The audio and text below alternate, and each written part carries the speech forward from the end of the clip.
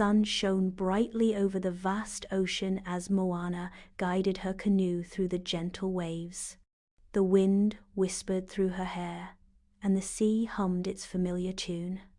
But today, something felt different. An unfamiliar breeze carried the scent of flowers and honey. Curious, Moana followed the breeze, letting the ocean lead her. Soon, the waves softened, and her canoe drifted toward a peaceful, green land. Rolling hills stretched before her, and in the distance, she saw a small forest. Moana pulled her canoe ashore and stepped onto the soft grass, where a friendly voice greeted her. "Hello there," said a small, round, golden bear, tilting his head. "I don't believe we've met before.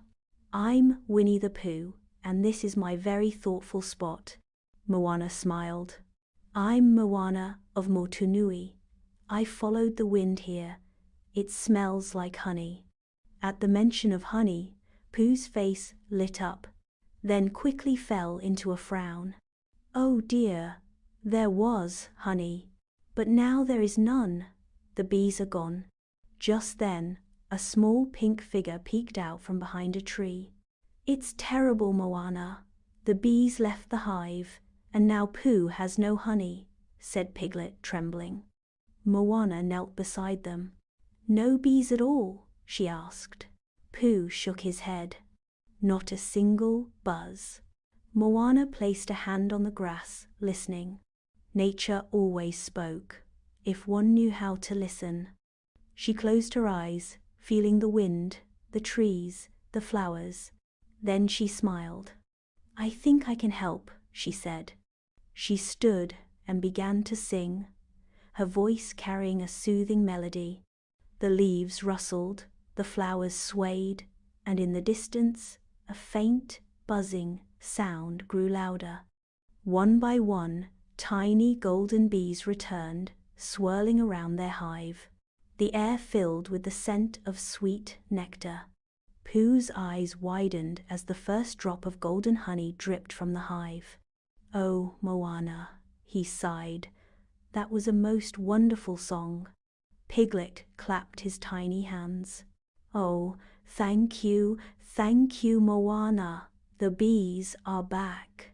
Moana smiled. The bees just needed to be reminded of their home. She looked at Pooh, who was already dipping a paw into the fresh honey. Moana laughed as Piglet tried to wipe the honey from Pooh's nose. The three of them sat together, sharing stories of the ocean, the stars, and the adventures of the 100-Acre Wood. As the sun began to set, Moana knew it was time to return to the sea. "I must go now," she said, standing near her canoe. "But I'll always remember this place." Pooh nodded, licking the last bit of honey from his paw.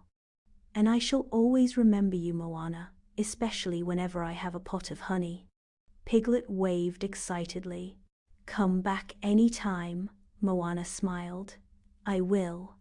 With a final wave, she set sail once more, the 100-Acre Wood growing smaller in the distance.